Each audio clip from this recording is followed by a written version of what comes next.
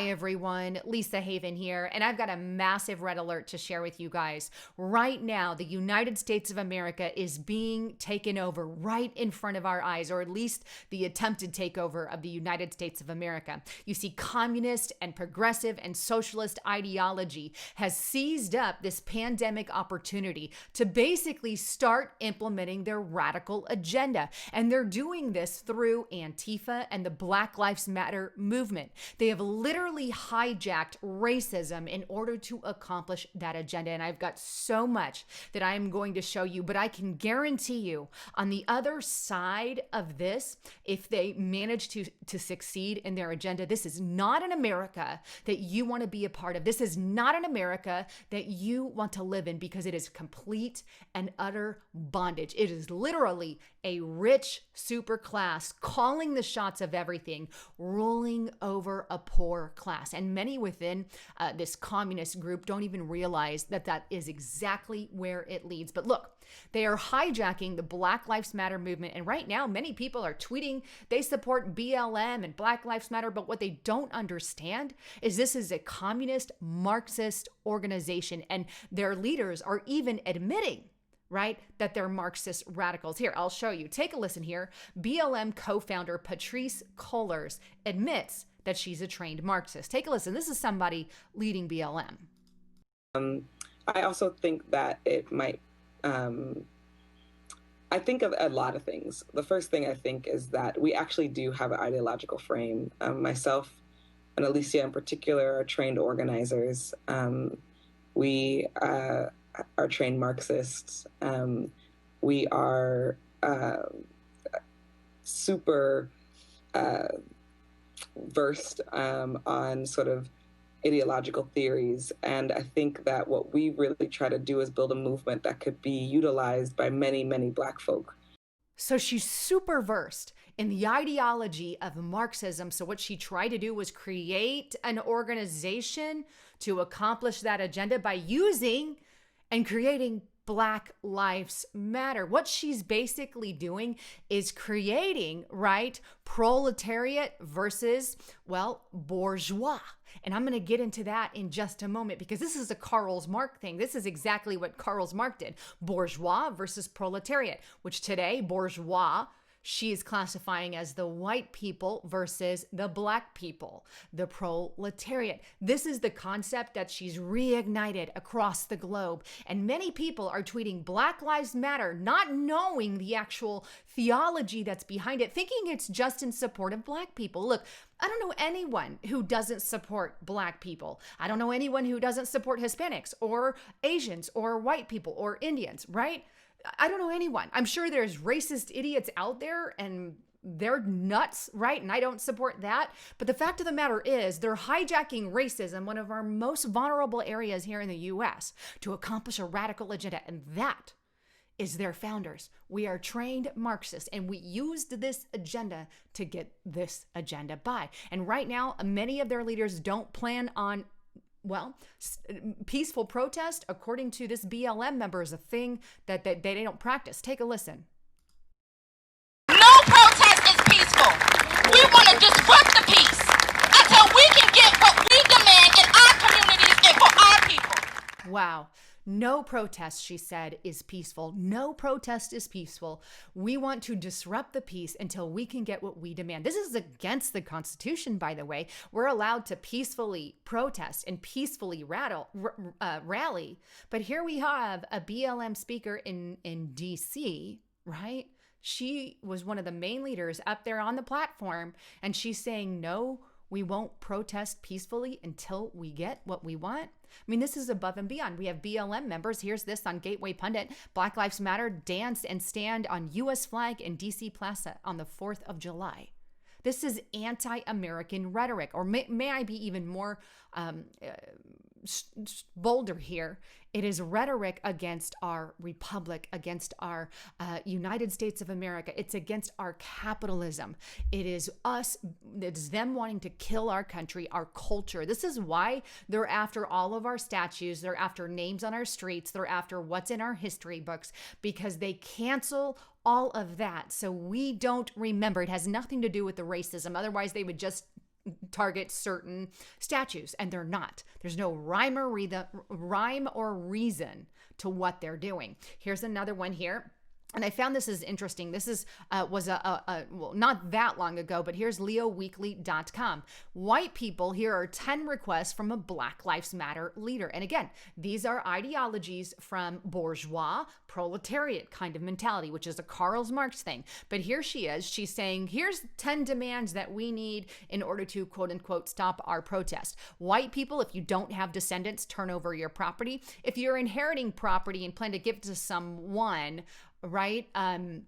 Give it instead to someone who is Black or brown in the family. If you are a developer or real estate owner of a multifamily housing unit, build something, give it to Black people and Hispanic people for free. I mean, what about all the other people, right? White people, if you can't afford to downsize, give up your home that you own to a Black or brown, preferably a family from generational poverty. In other words, this is insane. This is racist to the core, in my opinion. White people, if you have any people that you intend to leave your property to and they're racist, basically don't do that. White people, rebudget your monthly so that you can start donating to lands for Black people. White people, I mean, I can't even read the rest of these, and you can go on because it's just upsetting.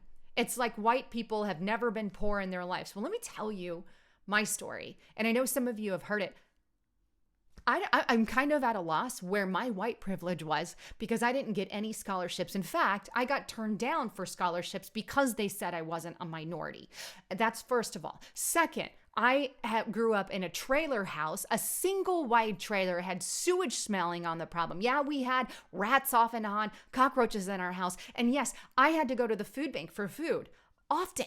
Right? And he even put it honest. I know what it's like to be desperate for certain things and feel the need to do, maybe break the law, if you will, right? Because of your desperate situation. I know. But for you to tell me, and my parents still are in a trailer today, so they have no right to tell me that I'm rich and privileged because somehow I didn't get any scholarships anywhere to pay for anything. You know what I did?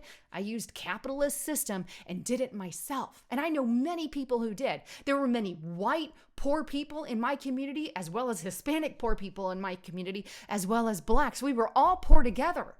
And we were a family. I lived in a big meth neighborhood, not to mention with a lot of crime. But you're going to tell me I'm white privileged? Go yourself.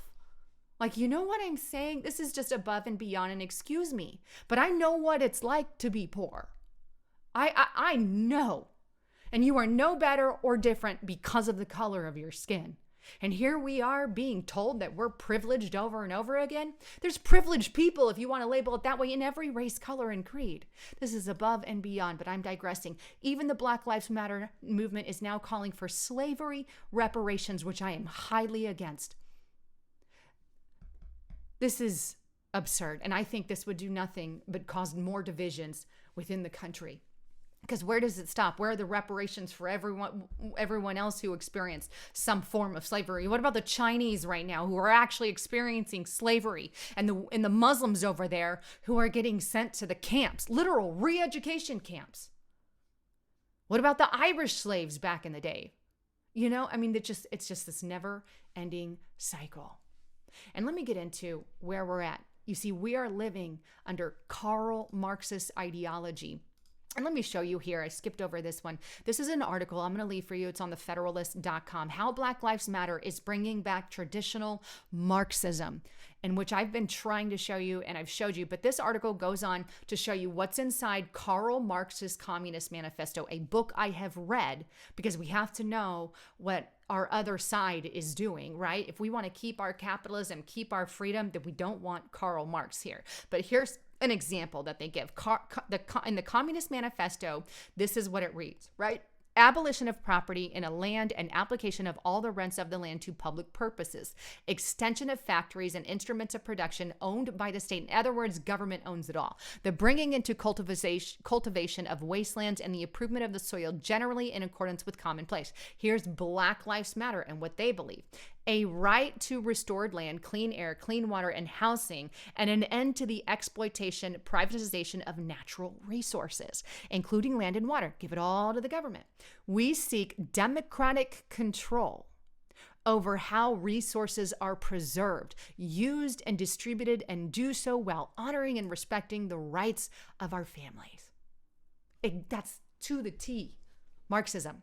So people hashtag Black Lives Matter, might as well hashtag Karl Marx, hashtag communism, hashtag government control of our lives, because this is what it's about. And let's get on to what I've been talking about. Bourgeois versus proletariat. This is an ideology by Karl Marx. And let me shorten it up. What is the difference between bourgeois and proletariat? The bourgeois is the social class characterized by the ownership of assets and capital. Basically, anybody who's mid to upper rich, if you will, the billionaire class, the millionaire class, the CEOs, the big business, so to speak, and your business owners.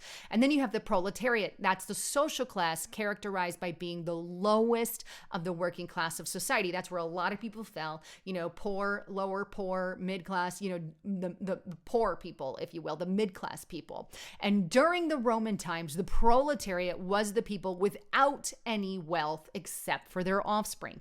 Karl Marx used the term proletariat for the working class with the ability to dethrone capitalists to help in their creation of a classless society. It's no culture, no class, one society. It's like a monotone. This is what Karl Marx is after. Ergo, why they're after they're after our statues, they're after our history, they're after our books. This is why there was book burnings in our past, right? It's all part of this Karl Marx theology to get a classless society, which would be socialist society. Everybody looks like a freaking monotone. If you've never been to a communist country, I want to encourage you to go to one, because you go to the gas stations and it's a carbon copy of each gas station. This is what they want. A carbon copy of each product, so only one company is allowed to have that product. There's only one person who can make tortilla chips. There's only one person who can make toilet paper. There's only one group who can make paper towels. There's only one. Ergo, there is no capitalist competition. They set the price for anything they want because they own the one product, and you have no options for what that product is. That's communism. That's what we're wanting. Let me know. Let me tell you, that's not what we want. And that's how you form eventually that rich class. So why is the pandemic so important? Because it's getting rid of all the little companies. Toilet paper, for example, or paper towels, or can of beans, or whatever you're talking about.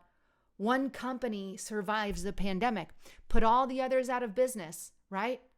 And eventually one grows big enough and the others go gone. Same with the restaurant business. Mom and pop businesses getting shut down. Now you only have one left. And once they've consolidated that, there isn't any going back, because now they have a monopoly on the market. Because we started with capitalism, but you get rid of capitalism by getting rid of the little guy. That is why the lockdowns are critical to the destruction of our country. I hope you follow me big on that one. Follow me big. But it's the same idea. But here's what it says, right? Here's bourgeois. And I think this is critical, and I know I'm going longer than I want. In the writings of Karl Marx and other philosophers, bourgeois has been a word used to refer to those classes of society that have traditionally held the means of production and wealth. In other words, capitalist class is labeled as that. So that happens to be the class that gives the means of living to the wage labor. In societies that are capitalist in nature, average people are seen as workers who are nothing more than becoming a cheap means for production for the capitalist class. Workers live on a wage, with all the profits going into the pocketbooks of this class.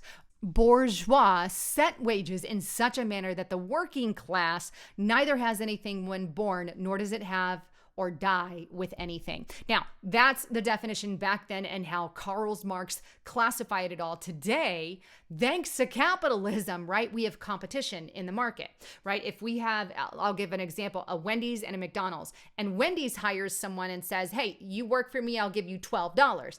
and McDonald's says, hey, you work for me, I'm only giving you 10. Well, that person is likely going to go to, the other company to get the job. And eventually what's going to happen is McDonald's is going to have such a high turnover that they're going to have to up their wage to match the wage of their competition. This is the way competition works. And that's the beauty of capitalism, and which is why we don't want communism, where one group sets the pay scale for everyone, and it's not going to be a pay scale you want. But back to proletariat. This is the name for the working class, and in every society, they are always an overwhelming majority. The modern society has been born out of the old feudal system where the landlords were bourgeois, while the slaves and vassals were there to serve them. There are new classes and new forms of oppression, but the class struggle remains the same. In fact, the society is more or less made up of two classes, they have and have-nots. It is the class labeled as have-nots that is reformed as proletariat in the writing of the great philosophers and analysts. So there's the actual breakdown of it. But basically, what Black Lives Matter has done is taken that Karl Marx theology and reignited bourgeois versus proletariat. In this case, they're using whites over blacks. And that is what they're doing. And unfortunately, and just to put it out there, everybody knows, a majority of people in America want equality. A majority of people in America don't want police brutality, and so that's where we're at. I just see a lot of tension and a lot of things happening all across our country. But what I see most of all is the growth of Marxism. Please share this video with everybody and get on over to Restricted Republic, because that is a critical site where I got to tell you, there's so much more information on that. But anyhow, please don't forget to check out my partner at noblegoldinvestments.com. Right now, they have an amazing offer. If you guys get a qualified IRA, they're actually giving away this coin right now. And this is pretty awesome. It's $150 value, but it's America the Beautiful. And it just kind of reminds me of some of the things in our culture that we are starting to lose due to complete chaos for a Marxist agenda. Anyhow, I love you. Thanks for tuning in. I'm Lisa Haven, signing out.